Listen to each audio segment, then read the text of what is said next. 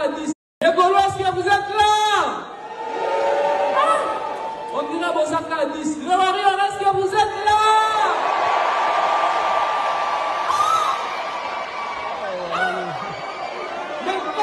Imaginez des tels journalistes tout le temps sur les plateaux. Mesdames et messieurs, je sur ce plateau, l'aigle royal, le visage Schengen en personne, même Macron à Bandal, même ma porte sans passeport. Oh là, Jésus des nuances, bonsoir.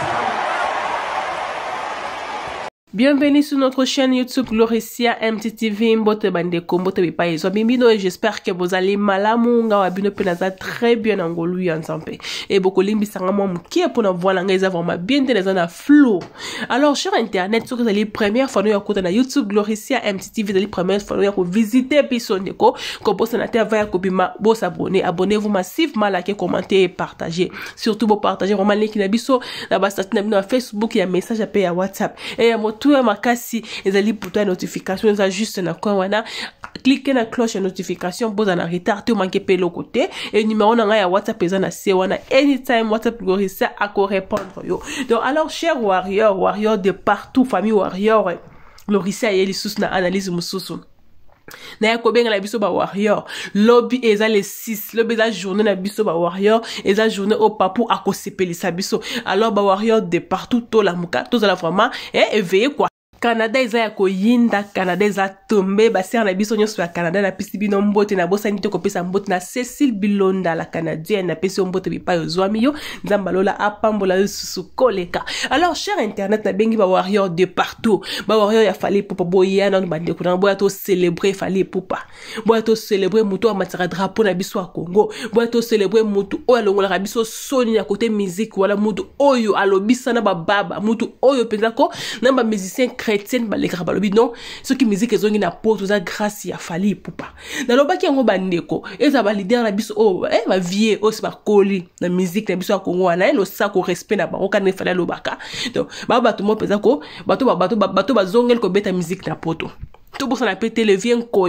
Ranson nyama makanda le roi de la forêt yé par beta na poto na février. Donc musique pesa na poto go musique ezongi grâce ya fali poupa. Donc la ndenge pe ma bete et na ngoso ki na inde teme moi rare petit nanga so ki oza vie petit nanga vraiment merci au bundi penza musique ezongi na poto so pe oza leke vie pe merci musique ezongi na poto. Donc bon ba to pesa fali poupa merci fallait bundi ye moko pour musique ezongi na poto et le musique ezongi na poto. Cher internet, na vidéo on a retiré la vidéo sur audio, il y a vie na biso vie le kunya sali audio azolela na kombo fali poupa ke non fallait pe ki sabat na batika ko finga batika ko attaquer et sika za na fali bango bazalaka te et sika ya zalaka na fali mutu moko ta zalaka abunda po fali akoma akomi lelo et lelo bato fali bakoma ko finga donc alingi fali apekisa bato na ye nga na place avec le kunya sala vidéo asinda ba audio ke fallait apekisa bato na ye a ceci le fait pourquoi pas ye mo reve le kunya pe ake ayebisi bakali atika pe ko attaquer fallait pourtant yo zo senga ke non bato fallait batika ko finga yo ata mukolo mote fallait tinda bato ba finga ata mukolo mote po fallait lingana ba finga te et bongo bakali o ata fandela komba fallait tongo midi pokwa komba fallait na munoko. Est-ce que so mona fallait tinda bato to asala voice ke non yipekisa bakali na asala ngote de Dieu créateur ne ko fait le mesdames benga le Dieu créateur on t'a créé fallait. Cher internet to ti la vidéo wana audio eza audio boyo kabine mo ndenge le Dieu créateur awasenga pardon le Dieu créateur aleli na kombo ya fali c'est le fait pekisa bato nao boyo kabine mo ko to mona na suka ya vidéo oyo. Souhaiter une situation comme ça avec Fali, dont je suis fier. On peut me croire, on peut ne pas me croire, mais dont je suis fier. La seule fois qu'un patron, qu'un leader au Congo a habillé un de ses travailleurs, un de ses collaborateurs de la même façon que lui-même pour faire un clip, c'est le clip Ekachaka. Le clip Ekachaka que j'avais chanté en duo Aujourd'hui, on dit en featuring avec Fally Ipupa. À cette époque-là, le reproche qu'on me faisait était que je montrais trop que j'aimais de loin Fally beaucoup plus que tout le monde. Ceux qui peuvent penser aujourd'hui que moi j'en veux à Fally pour quoi que ce soit se trompent. Se trompent. La seule chose aujourd'hui, Soleil, il y a trop de flatteurs, il y a trop de racoleurs autour de Fally. Il y a des gens qui vont l'induire en erreur. Heureusement que lui, il est très intelligent. Mais moi, je préfère même son côté, c'est pas péjoratif, rusé et futé. Je préfère ce côté-là. Il y a des gens qui n'étaient pas là quand il était dans le quartier latin. Encore moins dans le talent latin. Les gens qu'on voit aujourd'hui, c'était des anti-quartiers latins. Or, Fally, c'était le premier battant et combattant du quartier latin. C'était mon plus proche collaborateur, mon confident. Lui-même ne peut pas l'avoir oublié. Et je subissais les dires des gens qui me reprochaient de l'aimer plus que les autres. Ça n'a pas changé. Il faut bien suivre ce que je dis. L'affaire de Double King, c'est pas moi du tout. Comme 9 sur 10 des surnoms que j'ai, c'est le public, c'est ce type-là sur son voice qui a donné ça. Et quand il m'a expliqué que ça voulait juste dire le papa du roi, le père du roi, notre roi au Congo c'est Fally, notre king, je suis pas coupable de grand chose. J'ai déjà demandé avec sévérité à tous les gens qui ont fait des émissions de ne plus en faire, de respecter Fally parce que c'est un boss aujourd'hui de la musique congolaise, c'est un porte-étendard. À ma conférence, je l'avais dit clairement, moi je n'ai pas de numéro, lui c'est le numéro 1 de cette génération. Yes. Moi je suis juste Kofi, la légende, tout ce que tu veux, je suis hors ma rentrée médiatique, je sais pas quand parce que j'ai beaucoup de voyages là, pour là il est fait, et je veux le dire en grand, il n'y a absolument pas de problème. Dis à Fally de remettre l'apaisement, d'apaiser son cœur et que l'eau de nouveau coule sous le pont. Il y a absolument son nom, pas de problème. Il n'y a pas de king sans papa.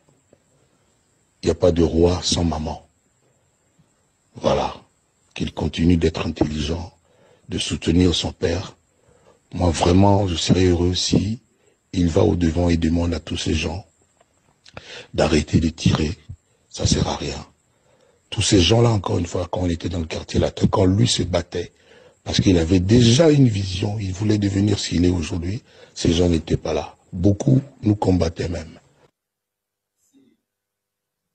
Kofi Olomide, bonjour. Bonjour. Santé Boni. Je suis docteur, Voilà. Félix Oisé, quoi. Bonjour, Boni Santé. Ça va très bien. Santé, ça va? Ça va bien. Tout le monde est outil. Moussala Mounene, donc fallait que la santé ça va bien. Bakore on est cinq avec la force la santé bien. Voilà. Donc air montant autour na mutu santé, faut tout dans autour na inapte, tout na mutu pena en bonne santé. Ah? Ça ne voilà. Mutu na mutu en bonne santé quoi. Donc sportif. Mais surtout inapte par exemple que moi était. Oui, cher internet, business tolandi ba audio otoki ba audio oyo ya minene. Donc, viens à biso, viens le konya quoi, les dieux créateurs. Muta créa Fally Ipupa. Nzambe siko nzambe ya Fally, aye siko mikitisi. Mikitisi na se ayo senga Fally pardon. Bino bandeko obolo ba ke Fally Ipupa za ingrat. Kofi mutabimisa ye, Kofi asala ye, ena, soka ye ba del kola Kofi, aza ingrat. Est-ce que makam oh vidani Kofi Olomide lobaka boy bite ke eshoka pe Fally makam oh pe via sala eshoka pe petit na ye bino boye bati via loba trop ka ye moti batinda pe na batune susu ba attaquer Fally et da po Fally lobela ngote jour Fally ba no sala émission ba ko attaquer moko ne jour boye ba vérité jour ya concert ya Yo Arena jour fallait bêta pour 40 000 places plein oh c'est là qu'il a concert wana na bagarre nyonso wana full but ba yeba mazemba Fally ba vidéo ekezongi via akoma nini na Facebook na page officielle là akoma le dieu créateur Akoma le Dieu créateur poste wana ezati siko na page na zo siko ba commentaire donc alinga la sa batuke ye muta créer fali donc il fallait aussi la succès na wana eza ye muta créer ma bossa na ke fallait uta la talala te a bossa na ke po fallait comme la quartier la te a uta rapide orchestre moko boepe a yemba ka pe banze mo pe a danger pe les sous peut-être pour le belango de mingité mais fallait uta quelque part avant comme la quartier la te donc fallait dans la étoile partout fallait les caca la toujours étoile bata boy bazala ezala pasi pour bakita donc pour na succès penza ya fali ko bandeko cher internet to mesana ngo il faut to mesana to obligé ko mesana succès ya fali bo be étoile boy kufa no kite auto ko sala biso ba congolais to batela kaka étoile on ba pesi biso ko ba musicien ko afali ba mingité. Combien de musiciens dans le quartier latin ou dans le quartier latin academia balungwa ba onyonso via alela ba on alela la fali nenga alela ba ngote donc fallait aya na vie na lokola na ebite donc aya ko consoler aya ko zipali boule oyo ba sam chintu batikaka siko fallait yesiko ke non bel homme mungongo siko ya bien abina kasusu danser aya suspect su dikola ngosusu étoile ne briller makasi loko oyo sepeli sa vie yango wana yo na lo bango bandeko na ngai soki fali ipupa zalaka mwasi nde sindia exista te so fali zalaka mwasi nde sindia exista te via linga balai achepe na ndako po nyonso o via lukaka fali azala ngo mais sauf kaka fali ya mobali a mwasi te. Alors cher internet le Dieu créateur o ya mi bengaka le Dieu créateur ye muta créaye ce qu'on a mis tout dans moko le Dieu créateur o a créé a fali matière o a créé kana mo fali matière wana sila matière o a créé kana mo fali et sila pour part fali elle a musicien mon côté o zo briller le ko fali la musique azate na ma musicien nyonso ba le kana quartier latin et ça na ba musicien ba yeba danser ko le kata fali mais na mon côté o ça la succès o fali zanango fallait n'importe qui na Congo anate mutu alongola manko Macron outi penza poto Macron ye Kinshasa akuta na président na biso Félix Tshisekedi na poko alongo penza ko to fallait matata avant non amata avion moko na Macron de poto de Paris à Kinshasa avion moko na président qui est réunion na bango na président na biso na poko fallait azuye abeme na bandal afalisi la nganda amelisi milzi mujinga bandeko fallait c'est n'importe qui te et belé abato baleka ba finga fallait so ba kangisa bido na ngonga mwa mukie ba kangisio mais ça la ngote pourquoi pour ebike to liaka na mbo na kombo fali to liaka na kombo na kosi so na kosi bo commenter to liaka na kombo fali pour photo ya fali ya pamba ma kambu photo ya fali video ya fali kutu koloba te photo eza makambu mutu msusu wakabeloka poza warrior mutu msusu wakabeloka po che photo ya fali na profil to na ni na poster fali to akabeloka poza warrior mais fallait ça la ngote eza pour mutu malamu fali po paza nango et ce qu'il fallait afin qui me répondra vient à été eza pour na signe pe ya respect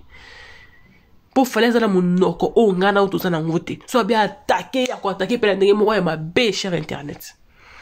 alors bato boya ka kolobaka ke non fallait za ingrat ko fi mutabimisa ye asa sikoni donc ko fallait pour pas partout bando kende il faut attendre la ba komi ko na yeke a uta quartier latin na quartier latin fallait aka yemo kote ba musicien basé belé la quartier latin et belé surtout balota ba ko mo sikoko misape maboko esila makolo esila basé belé mais to le ka moko mutu alelisa vie rambo mutu atika vie rambo na défaut et si le vie rambo luka moyeni na kozonga na petit na mais simbate parce que likola ngo susu vi mambwa keleleki likola ngo susu kotinda ba finga fali mais fallait le répondre à été fallait tinda mutu po fingela mutu so fallait ba finga yo akoleka ye moko afinga peta pe silicio masala ngo susu te po na temps wana te okoki jamais ko ni koto olandi carrière koto mafinga esimbate apona na yemo ko za carrière na apona moko za carrière na avant via pekisa ba aisa fallait apekisa bato na apekisa no bakali abenga no bakali esa bakali tika ko attaquer fali ne musala bakali yango wana ko finga ka bakali fali tongo midi pokwa bakali siko tongo déjà muto afinga ka fali to moni na pofi ko asombele sous voiture pese voiture ça que la isine donc eza cadeau pese pour fingela nga mutu tel. Alors cher internet, vous allez première fois de YouTube Gloricia MTTV Ndeko. Go bossa na tava ko pima bossa abonnez-vous massivement, likez, commentez, partagez et bo bossa na numéro na WhatsApp ezana na c'est anytime WhatsApp Gloricia à ko répondre donc bolim ça moi mungongo na ngeza beza bien te la flou ya makasi. Na la flou ya makasi. To ki biso mo ba audio bande ko na to ki ba audio oyo via kiti via sengi. Meta ngo sengi mena sima kuna oloba makambo mususu. Elo kwa muto obondela muto senga muto pardon to zonga to solo la mais muto ko ayoka susu na sima kuna keno oke na susu donc koloba kama bena yi est-ce que muto na olimbisa ote ata mukete le Dieu créateur oh ye mora mi komisera le Dieu créateur bana créa ka fali ti le créa susu mususu te ti lelo mutu mususu abima na quartier la boy bisanga bino moko na bamisa nyoso baleka na quartier la te lo na wenge to bagana to na faire gola to na héritier wata to na fabricage to na déplique o ba bunda mais to toke sur na quartier la te boy bisanga ba combien o ba combien fallait abunda ye moko bandeko po musique ezonga na poto wana fallait abundi ye moko na mutu te na soutien mutu te ba tuba obanga kuna mususu abibenga ka ngasuki nini mopa mokozi songa mbeli akoka ko sisa bitumba ba combatante mususu kuna suve minala wajibe mpiana akoka ko sisa bitumba ya ba combatante ngale vienko akoka ko sisa bitumba ba combatante. Et c'est un gars mutu mo quoi fali pupa na 5e génération ya musique na biso akenda bunda pe longa ba combattant wana et le musique ezongi na poto grâce ya fali pupa et le bande na biso ba musique chrétienne bazo nzima ke fali pupa fali abundi ye moko mais au monde ba collègue ya fali pupa ba nzima ete ba nzima te ke fali mdasali yango ata moi kondi matake non muninga sa yelo mo o ba vie mi ba meka et simbate mais fallait que ça langue simbi avant covid fallait beta ngo simba après covid fallait ya bete simbi et si lelo musique zongi na poto grâce ya nani lelo vie la biso ko ya chele biso date na février grâce ya nani grâce ya fallait popa. Ben musicien il faut poser ata moment reconnaissant côté wana ke non ya pesa merci petit nanga merci au bundi penza te be ba fandi kimia me bocha ka ba date ata sonité boyo kipe voice ba audio oyo ya Félix Wazé comme quoi bongo mutu wa zamani mutu azo beta le 14 décembre de warrior de partout donc mutu alinga pena papu walinga fallait pour papu concert ya Wazé quoi fallait publier qu'on a page officielle na sorry le 14 décembre il y a concert ya Wazé quoi Félix Wazé quoi et zali jour ya anniversaire ya fallait poupa alors yo mutu linga fallait kende ko célébrer longo na mutu wa zamani Félix Wazé kwa mukwa bongo to ke nous célébrer anniversaire ya papu na biso et to bo santé ba date ya concert au fali pour sanango ba date za tellement ebele ya année oyo tout ce quelqu'un na 2 mois dans novembre au to kotiango na décembre donc 1 mois na ndam alors ba ndeko nanga to somba ba billet nan oso yo nan oso mi billet te somba billet ngongo yango to zela te ba warrior une semaine avant concert au komi wele ki mazonga te ngongo yango somba ba billet réserver place na yo quand ndenge to salaka ndenge zalaka to ken ko célébrer na papu na biso pour ba concert ya fali ya ba concert o etikala la mitu ya bato donc ba concert mo ke no muto akei pour ça ozonga nda kuna ezate tellement concert le qui toko butamu pour ça zonga ndako na bango ba concert ya fali donc elle mutu mote musicien mote ya congolais o abeta concert kwa fali zate na spectacle na décoration na nyoso et le que c'est petit ça rien pas fali et ça communication entre fali na public na fali na podium azalaka l'aise azala ko azala ndaku na moni soko ozala ndaku na oke na cuisine oke na douche oke na salle à manger muto apeki so azate ndenge fali azalaka tellement l'aise na podium azala l'aise oke na gauche asepesi bato à gauche aki na droite ali na katikati moko achili kolikola bafle aza tellement l'aise ayebi nini ya ko communiquer na public na ye apesaka mpenza elengi wana elobela wata ye moko boyoki elengi donc ayebi ka wapesa bato elengi baconcert abongo nde tolingi baconcert toboyi baconcert ya porta bungu ya bawenge akala wana toboyi yango mikolo ekoma systeme asika kilelo nde tolingaka. Alors bandeko oyo bolingaka fali oyo mpenza boza bafanatique ya yemei namba wana mese Congo molongoli soni muto amatisa drapeau na biso muto alongola biso soni côté musique muto akotoza susu trophée lisusu ko best the best partout abi mpenza meilleur mpenza musicien ko na Afrique centrale eza nde fali pupa bandeko nanga. Alors yo nano oyo sombi biyete kende na lombangu somba bandeko bosomba avant ba place esila avant bozanga ba place bokende kosomba elobe eza le 6 lobe eza le journée na biso Canada eza ya koyinda il fallait koyinisa na Canada pour la première fois fallait beta na Canada na sala munene wana ekoza koma ya koyinda. Alors cher internet apesi bino mbote na pesi bino pe merci pona kozala wana pona Gloricia MTTV pona kolanda bande kino na suka. Alors yo on a nos abonnés tous les années de courant pour s'abonner, abonne-toi, liker, commenter et partager et surtout pour partager vraiment link la biso dans ma système na Facebook et message à WhatsApp et ceux qui ont besoin de Gloricia numéro nanga ezawana na c'est anytime WhatsApp Gloricia à quoi répondre yo pour la Gloricia MTTV na suki awa tout le monde à la prochaine fois ceux qui est sous masia azoni na noté bye bye.